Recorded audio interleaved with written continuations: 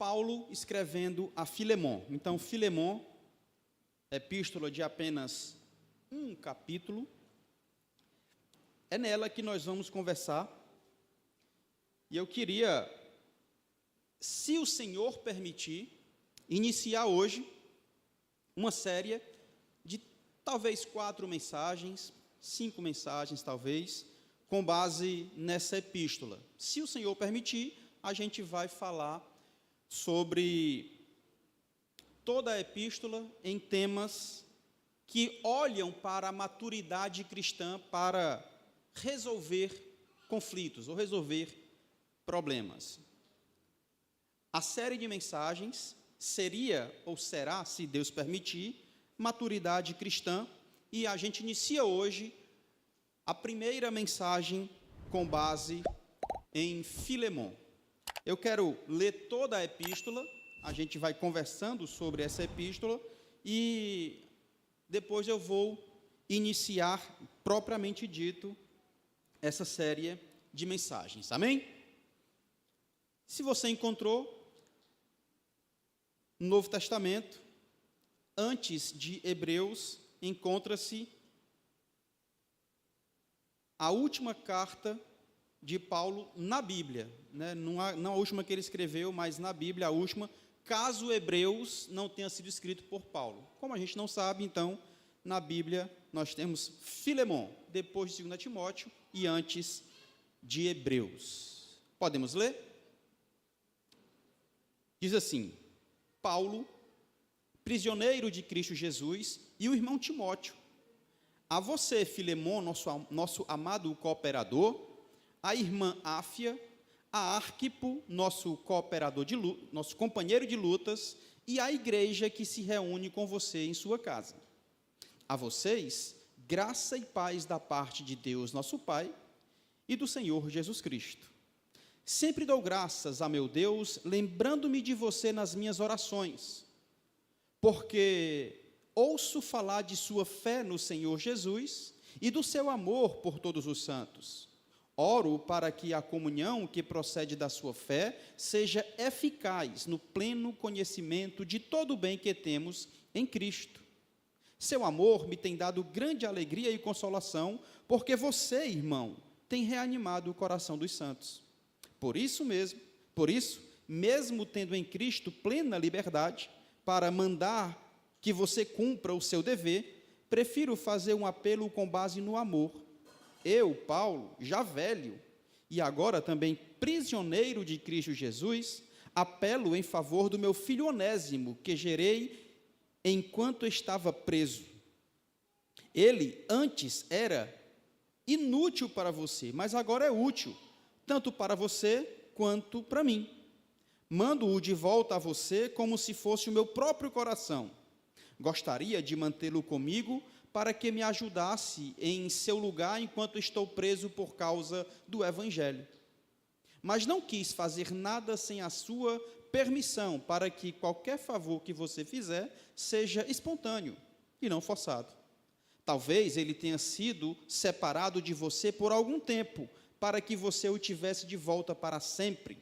Não mais como escravo, mas muito além de escravo, como irmão amado. Para mim, ele é um irmão muito amado e ainda mais para você, tanto como pessoa quanto como cristão. Assim, se você me considera companheiro na fé, receba-o como se estivesse recebendo a mim.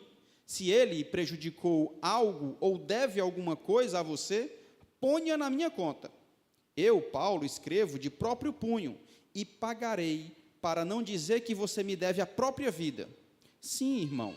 Eu gostaria de receber de você algum benefício por estarmos no Senhor. Reanime o meu coração em Cristo. Escrevo certo de que você me obedecerá, sabendo que fará ainda mais do que lhe peço.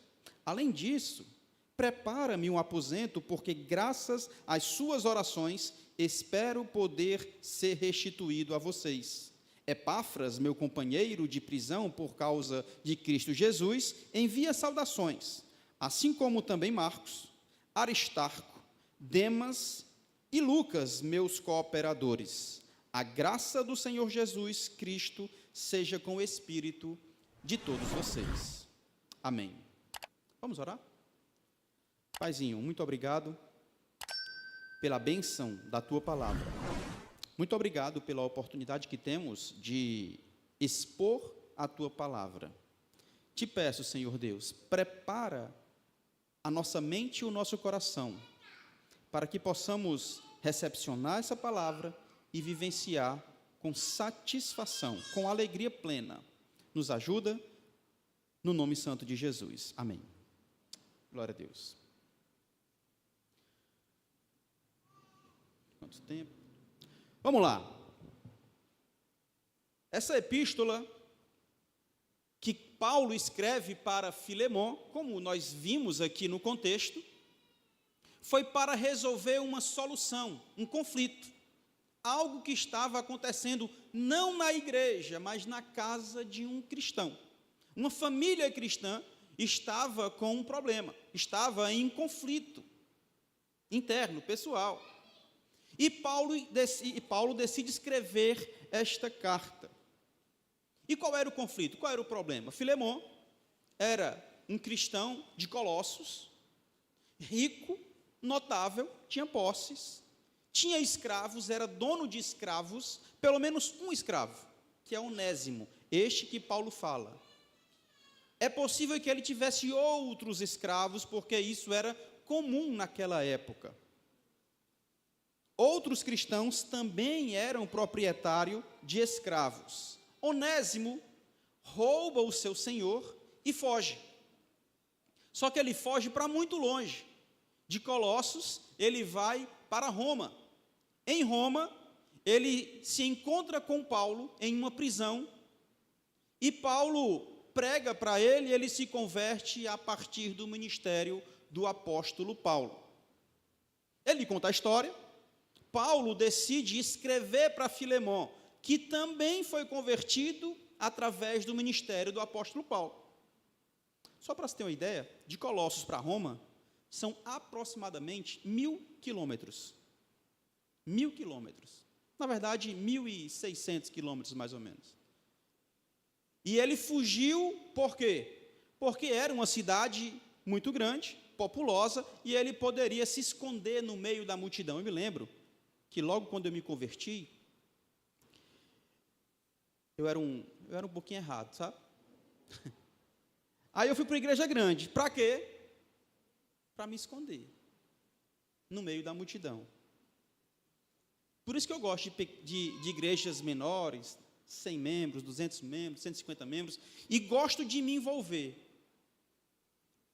Porque eu fiz isso para poder me esconder. Claro que ninguém se esconde de Deus nem do Espírito Santo, né? Ele me pegou e me fisgou direitinho, graças a Deus. Talvez Onésimo tenha fugido para uma cidade populosa para se esconder, mas o poder do Evangelho também o alcançou. Diferente, ainda falando da epístola, diferente das outras epístolas do apóstolo Paulo, que ele escreve para instrução de organização de uma igreja, ele escreve para desfazer as doutrinas heréticas, ele escreve de forma doutrinária, até para a igreja de Colossos. Ele escreve, por exemplo, para combater uma heresia que dizia que Cristo não havia encarnado, morto e ressuscitado. Aliás, Colossenses é a epístola mais cristocêntrica que existe. E Paulo escreveu as outras cartas para combater algo e para falar com a igreja. Esta especificamente, ele não fala de doutrina. Ele fala para um homem que estava com um problema. Ele havia perdido um escravo porque esse escravo roubou e fugiu. A ideia aqui é que os princípios morais e as situações humanas sejam reveladas. Não são doutrinas, não é uma epístola doutrinária. É até interessante que foi uma epístola pessoal, Paulo escreveu para Filemon, mas foi tão aceita pela igreja que fez parte do cânon sagrado. Eles aceitaram como inspirada. Olha que louco. Não é uma epístola que organiza a igreja, que fala de doutrinas. É pessoal, mas tão importante, e nós vamos entender o porquê, que ela tornou-se canônica, ela faz parte do cânon sagrado. Para a gente se situar, no mundo antigo, greco-romano, aproximadamente 35% da população era, de fato, escravizada. Isso era comum naquela época. Hoje pode até parecer algo estranho para a gente, apesar de que hoje muitas pessoas no mundo ainda são escravos, vocês sabem disso, né? Embora a gente viva em um estado de liberdade, mas no mundo, escravos ainda existem. Mas naquela época, 35% da população greco-romana era escravizada. E escravos, como vocês sabem, eram considerados ferramentas vivas, não eram seres humanos. Eram ferramentas, eles serviam para o trabalho, só que eram vivas, né? A ponto de o Senhor fazer o que bem entender com esses escravos, principalmente se eles falhassem. Tipo assim, se ficar velho, eu posso fazer o que bem entender, mando matar, troco, enfim. Agora, se roubar, eu tenho o direito de mandar crucificá-lo. Olha o contexto dessa epístola, olha o que estava acontecendo, olha a punição de um escravo fugitivo, e olha o apóstolo Paulo no meio de tudo isso. Olha a urgência da pregação, da exortação, do escrito do apóstolo Paulo. Paulo estava envolvido em uma situação de vida ou morte. Ele precisava, com urgência e contato, com sensibilidade, escrever uma carta para envolver Filemon nesse contexto e fazer com que Filemon amolecesse o coração. A grande ideia, o objetivo principal, a mensagem central da epístola de Paulo a Filemon é a transformação através do amor e da graça, promovendo a reconciliação e a igualdade em Cristo. Em outras palavras, essa epístola vai falar sobre o cristianismo prático, não só teórico, mas Paulo vai desafiar Filemon e toda a igreja a viver aquilo que ele estava ensinando. Com uma história real, com a prática, ele estava vivendo um conflito e precisava aplicar o cristianismo naquele contexto. Esse é o contexto da carta. Eu vou falar sobre maturidade cristã ao longo da série, mas quero começar hoje dizendo para a igreja que maturidade cristã passa por unidade, ou seja, vivendo a unidade no corpo de Cristo. Eu quero, primeiramente, o que o dicionário fala sobre unidade, né? Unidade. Diz assim: a qualidade ou o estado de um ser, a qualidade ou o estado de ser um, de ser único, de ser uno, que não pode ser dividido. Isso é unidade. Então, nós, enquanto igreja, vamos ouvir essa mensagem com a ideia de vivermos essa unidade no corpo de Cristo. 3 versículos eu quero compartilhar nessa noite. A saudação paulina para Filemon. E a partir daqui eu desenvolvo o nosso argumento. Para viver a unidade no corpo de Cristo, a verdadeira unidade no corpo de Cristo, é necessário, quem quiser anotar, anota, consciência de propósito. Eu preciso ter consciência de quem sou eu no reino. Eu preciso ter consciência de, enquanto igreja, o que nós devemos viver. Paulo começa falando o seguinte: Paulo, prisioneiro de Cristo Jesus. Paulo tinha consciência da sua missão. E nesse contexto todo, a gente vê nas outras epístolas do Paulo que ele fala Paulo apóstolo, Paulo isso. Poucas vezes, acho que 2 vezes somente, ele fala Paulo prisioneiro. Acho que só essa vez ele fala Paulo prisioneiro. Em outra ele fala Paulo servo. Porque Porque ele sabia, tinha consciência do seu propósito. Tanto é que em 25 versículos, ele fala 3 vezes. Quer ver uma coisa? Versículo 1, Paulo prisioneiro. Versículo 9, ele fala: prefiro fazer um apelo, eu, Paulo, já velho, agora sou prisioneiro de Cristo Jesus. Versículo 9. Versículo 13, ele fala assim: gostaria, ajudasse nesse lugar enquanto estou preso por causa do Evangelho. E versículo 23, são 4 vezes. Versículo 23, ele fala assim: Epáfras, meu companheiro de prisão por causa de Cristo. Presta atenção. Paulo, ele estava preso, mas ele sabia que existe um motivo para ele estar preso. Existia um propósito para isso. Ele estava preso por ordem do Império Romano. A gente vê isso em Atos dos Apóstolos. Ele estava sendo julgado por isso. Mas Paulo tinha consciência de que o verdadeiro motivo não era as pretensões de César, e sim, ele era prisioneiro porque estava servindo a Deus em um propósito. Ele não estava ali por acaso. Paulo era prisioneiro de Jesus Cristo, pois ele tinha um ministério específico naquele lugar.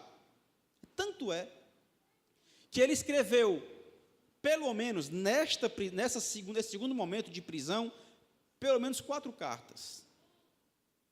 Pelo menos 4. Efésios, Filipenses, Colossenses e Filemão. Ele tinha um propósito. Ele não estava ali porque César queria, porque o Império Romano queria. Óbvio que isso foi ordem do Império, mas ele tinha consciência do seu propósito. E o seu propósito não poderia se rebaixar ao que os homens pensavam. Quando ele tem consciência do propósito dele, ele vai para a prisão não como um pobre coitadinho, ele vai para servir e ganha vidas, inclusive Onésimo. Aplicando para a gente, muitas vezes nós nos encontramos também em situações adversas, mas quando eu tenho consciência do meu propósito, eu não me deixo abalar. Eu preciso entender que aquilo que eu sou, aquilo que eu faço, pela causa do Evangelho, é maior do que qualquer coisa.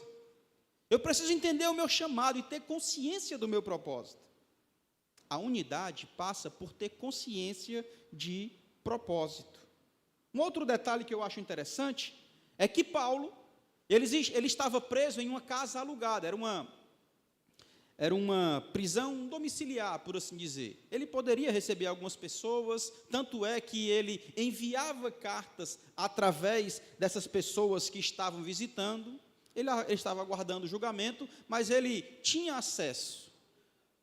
Ele estava preso, aguardando o julgamento, mas não se deixou abater, pelo contrário, pelo seu propósito, pelo seu ministério, pela sua consciência, ele usou esse tempo confinado para orientar os seus amigos, para aconselhar a igreja através de visitas que ele recebia e de cartas.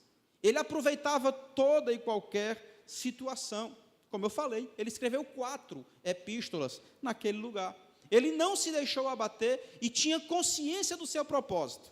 Ele estava unido com a igreja do Deus vivo. Aqui entra algo especial, ainda falando do prisioneiro Paulo de Cristo Jesus, é que quando ele se apresenta como um prisioneiro, ele se coloca de lado, ou em pé de igualdade a Onésimo.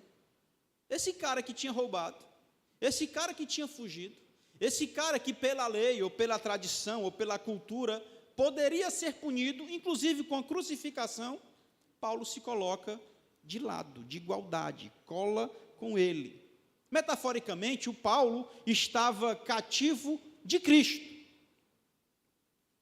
E ele entendia que Onésimo foi colocado naquele lugar para que ele, Paulo, cumprisse um propósito. E Paulo estava ali para fazer toda a vontade de Deus. Paulo, prisioneiro de Cristo Jesus. E ele continua falando o seguinte: primeiro, Para eu viver a unidade no corpo de Cristo, eu tenho que ter consciência do meu propósito. Sabe por quê? Porque senão qualquer cara feia ou qualquer beicinho, eu vou me escandalizar e vou sair do meu propósito, vou sair da igreja, vou parar de fazer o que eu tenho fazendo, vou desistir do meu ministério. Quando eu tenho consciência do meu propósito, nada me abala, porque eu sei em quem eu tenho crido, porque eu sei que aquilo que eu faço terá motivo, não é em vão no Senhor. Para viver a unidade, eu preciso ter consciência do meu propósito. Para eu viver a unidade, segundo, eu preciso considerar o outro. Olha que coisa extraordinária que o apóstolo Paulo faz. Paulo está escrevendo para quem? Me ajudem. Paulo está escrevendo para quem? Filemon. Paulo falando de um assunto pessoal. Aí ele fala assim: Paulo, prisioneiro de Cristo Jesus, o que mais? E o irmão Timóteo. O que é que Timóteo tem a ver com isso, macho?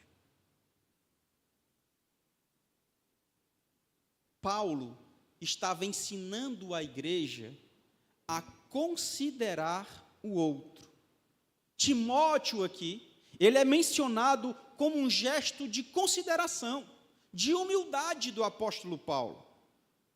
Mesmo sendo uma carta de cunho pessoal, íntimo, da família de Filemon, o apóstolo fez questão de exaltar o serviço que o próprio Timóteo vinha fazendo pelas igrejas. É extraordinário o que o Paulo faz aqui. Timóteo está sendo lembrado e recebendo consideração a partir do ministério do apóstolo Paulo. Outra coisa que eu acho fantástica é que o apóstolo Paulo, pensando na unidade, na igualdade, na caminhada, jornada cristã, ele fez boas amizades. Paulo não estava só naquele lugar. Ele tinha um amigo chamado Timóteo. As amizades devem ser constantes na vida de todo cristão. Não podemos estar sozinhos. Em Lucas capítulo 10, o Senhor Jesus envia os seus discípulos só que ele envia de 2 em 2. De 2 em 2. Eclesiastes capítulo 9, se eu não me engano, vai falar sobre a gente está junto. Bota aí, por favor, Eclesiastes capítulo 4, versículo 9, só para a gente entender.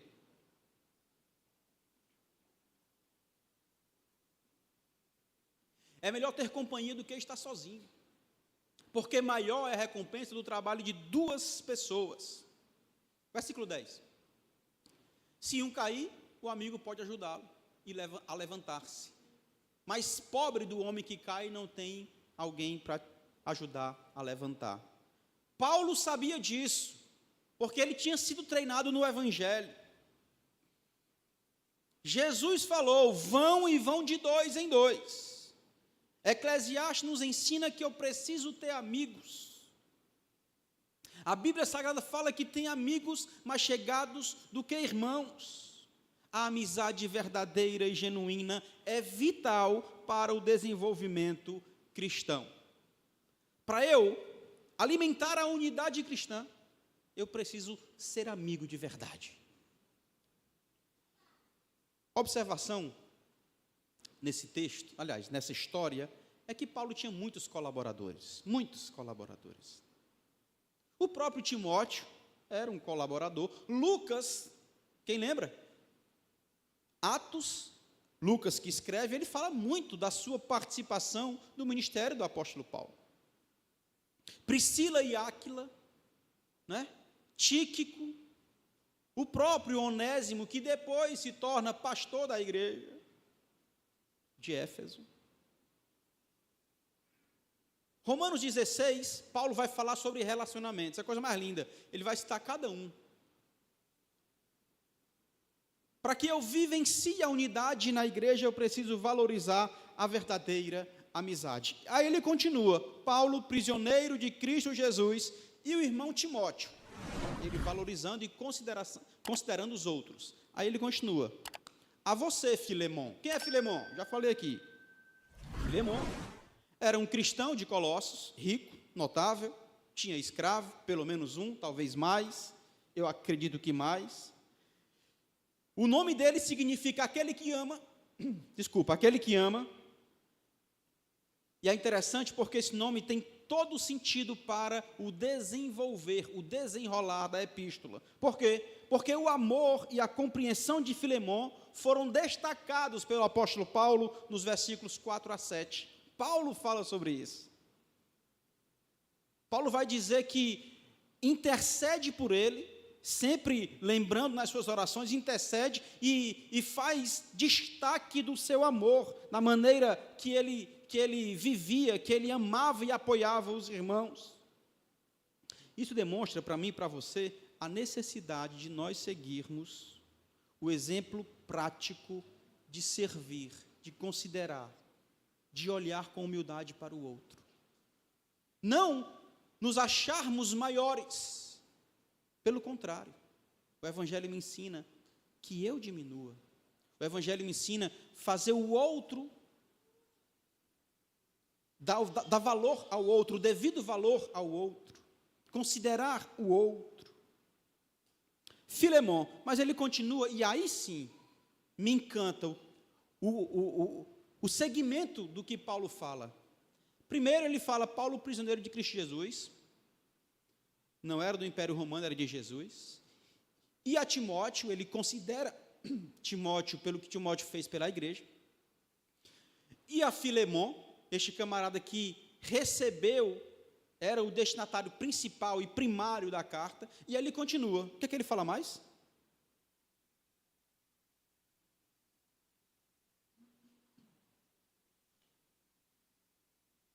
A Filemon e a irmã Áfia.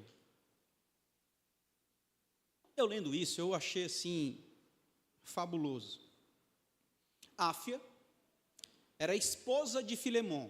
Alguns estudiosos vão pensar diferente, mas o contexto geral, assim, a maioria dos pensadores entendem que Filemon era o dono da casa, Áfia era a esposa de Filemon. Eu acho fabuloso porque nós colocamos na nossa cabeça que o cristianismo, ele é machista. Nós colocamos na nossa cabeça que o evangelho é machista. Deixa eu te falar uma coisa. As mulheres passaram a ter valor e destaque quando os ensinamentos cristãos passaram a ser espalhados.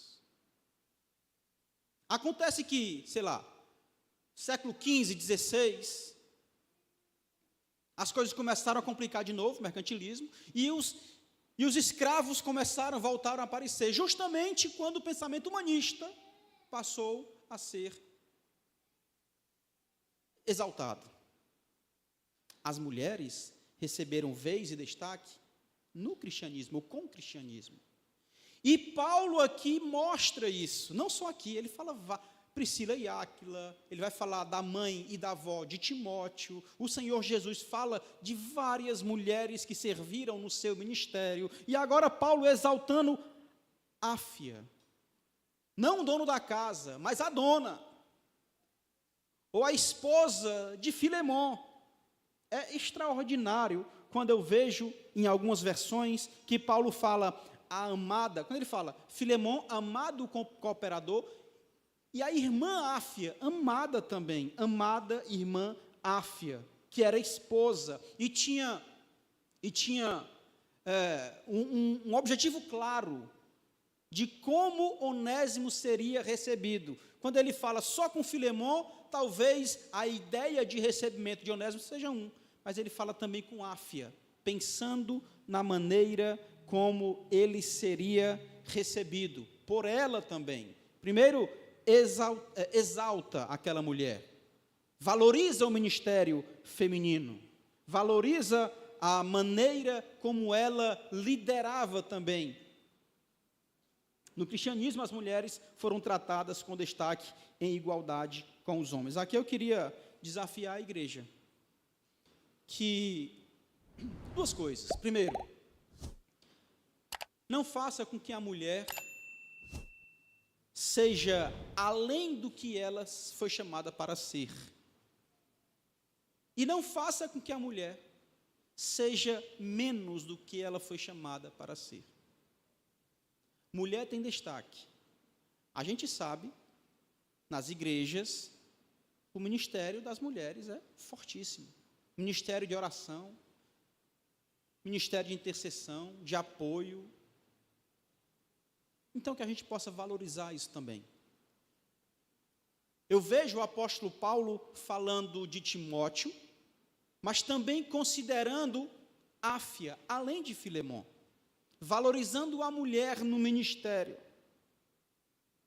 Não para por aí.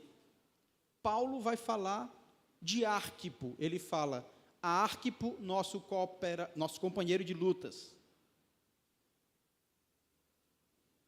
Arquipo era filho do casal Filemon e Áfia. Ele fala companheiro de lutas. Companheiro de lutas traz o sentido de soldado. A gente louvou aqui. E a ideia era essa. Paulo estava transmitindo a ideia para Arquipo, dizendo o seguinte: não desista até cumprir a sua missão. O nosso general, o comandante-geral, que entregou o propósito, espera que você seja fiel. Bota aí Colossenses capítulo 4, versículo 1. E nós vamos ver quem era Arquipo em Colossos.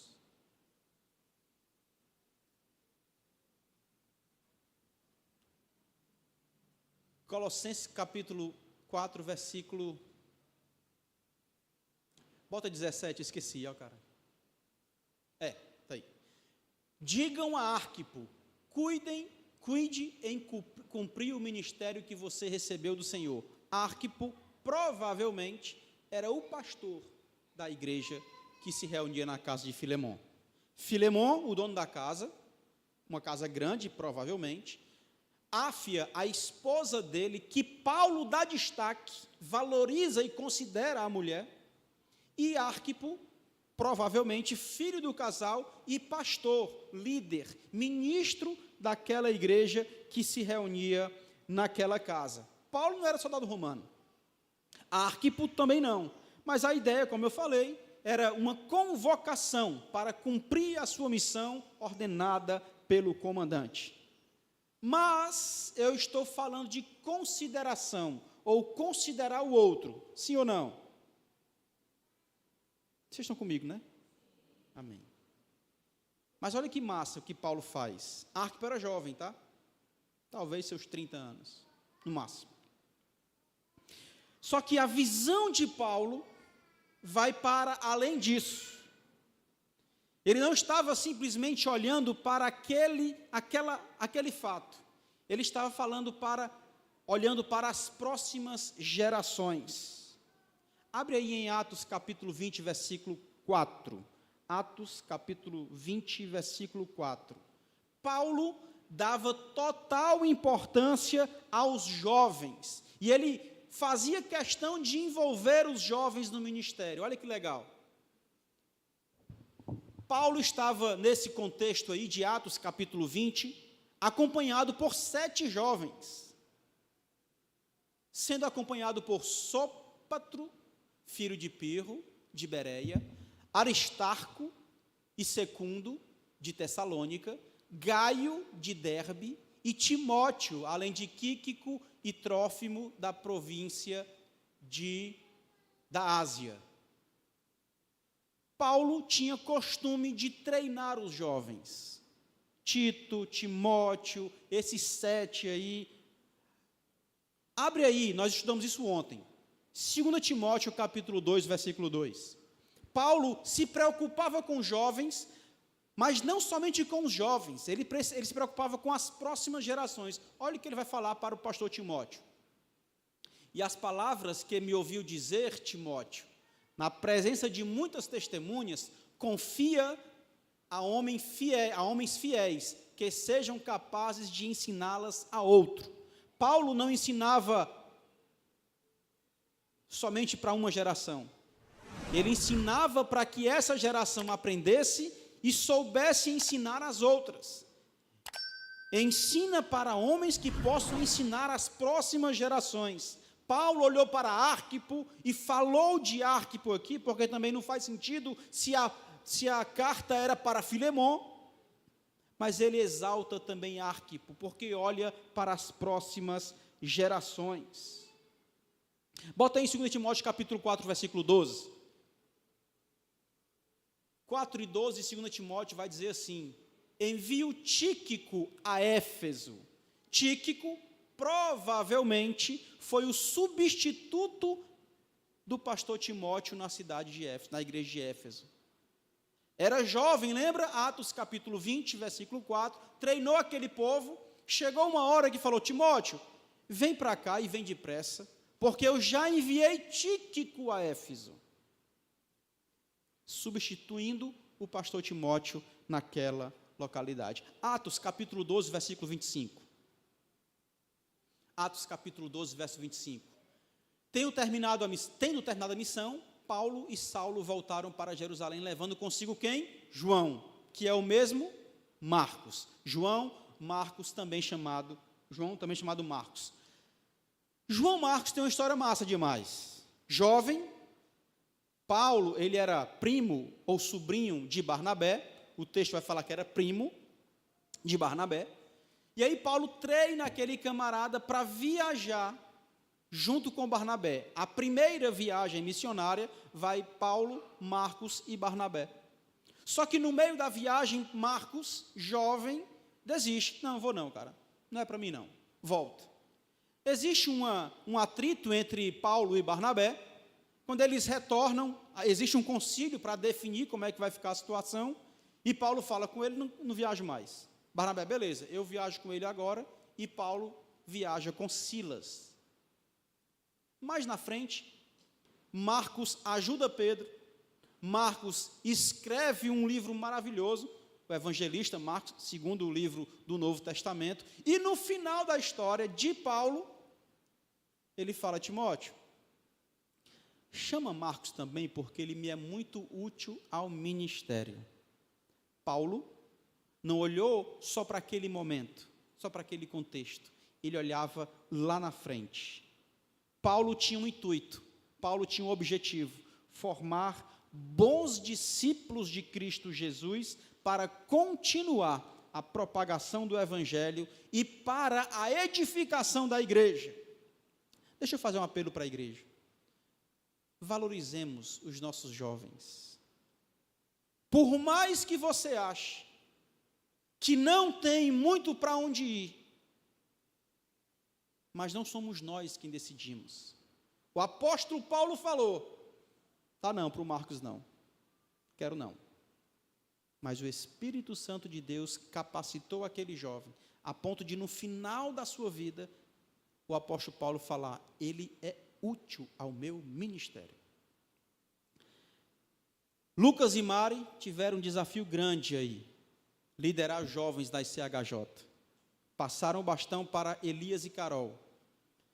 Que vocês possam entender, e assim como Paulo, olhar lá na frente, que vocês não estão simplesmente capacitando, treinando, conversando com os jovens de hoje, mas com as próximas gerações. E que a igreja e CHJ possa olhar dessa forma também, como Paulo olhava para os jovens, com um olhar especial, porque o futuro a Deus pertence.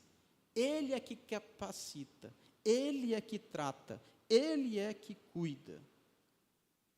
Paulo continua, ele fala: sou prisioneiro de Cristo Jesus, não do Império Romano.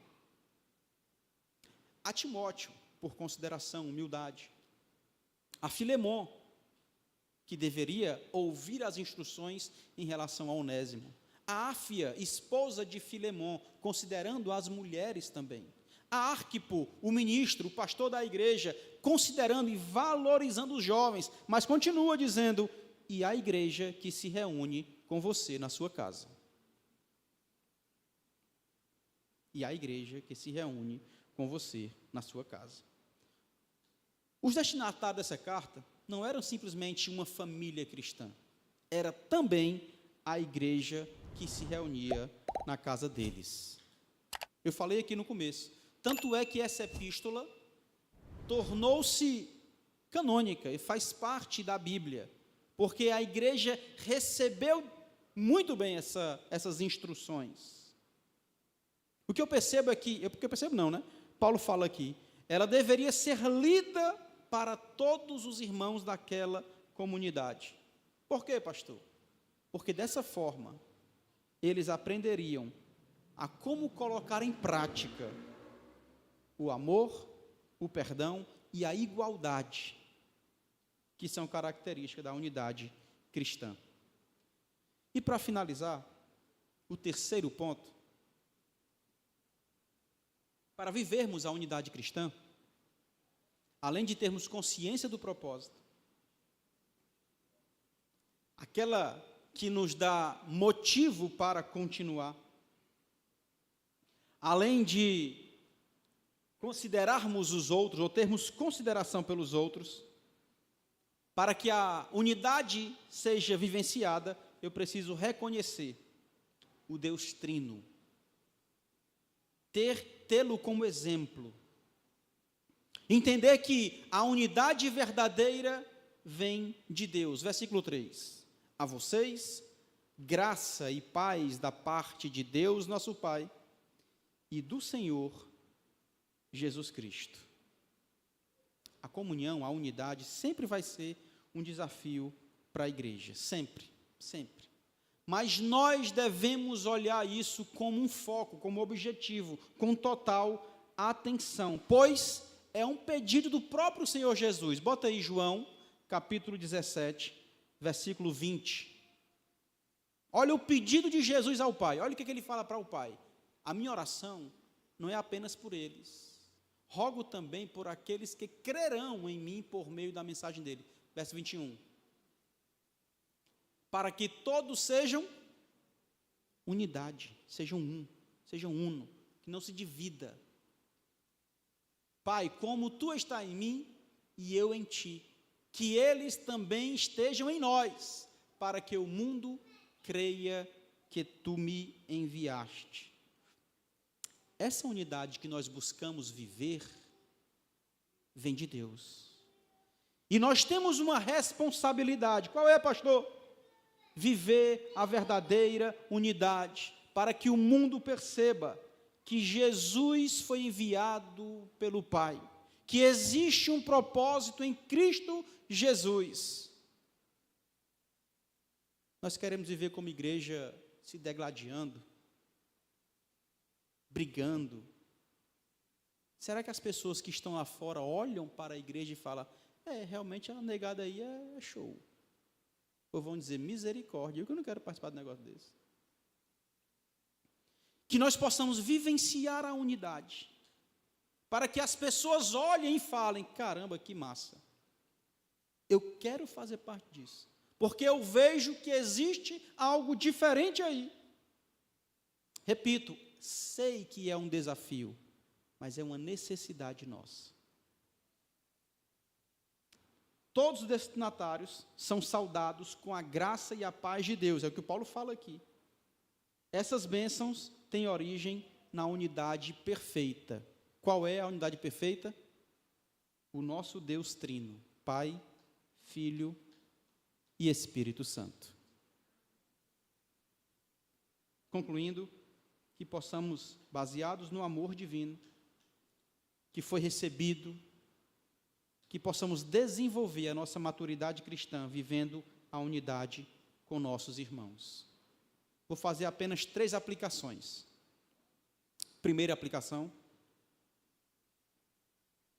saiba o propósito de ser igreja. Saiba o propósito de ser igreja. Saiba. A obra de Deus não vai avançar, meu povo, se cada qual pensar em si, se cada qual pensar no que quer, se cada qual pensar mais em seus interesses do que na glória de Deus. Saiba, tenha consciência do propósito de ser igreja. Segunda aplicação, considere os outros. Ninguém faz a obra de Deus sozinho. Nós precisamos uns dos outros, sim ou não? Já pensou se fosse só louvor aqui? Não ia rolar. É massa, é bom, mas é preciso o pregador, mas é preciso o diácono, mas é preciso o presbítero. Ninguém faz nada sozinho. Paulo poderia ter falado, eu estou aqui, Filemão, estou escrevendo. Ele fala, não, Timóteo. E quando ele vai finalizar, ele fala, tem uma turma aqui comigo. Tem mais gente aqui comigo. Eles também te saúdam. A obra de Deus deve ser realizada em unidade. E terceira aplicação, busque maturidade. Em outras palavras, cresça. Não queira ser menino para o resto da vida, não, espiritualmente falando. A igreja primitiva tinha problemas para serem resolvidos, e muitos problemas. Nós vimos aqui, esse aqui era apenas um problema que precisava lidar, que precisava resolver. Mas a dificuldade não está nos problemas que existem na igreja, que existem. A dificuldade não está nesses problemas. A dificuldade está na falta de maturidade e de procedimento cristão para resolver esses problemas. Portanto, cresça, busque maturidade cristã.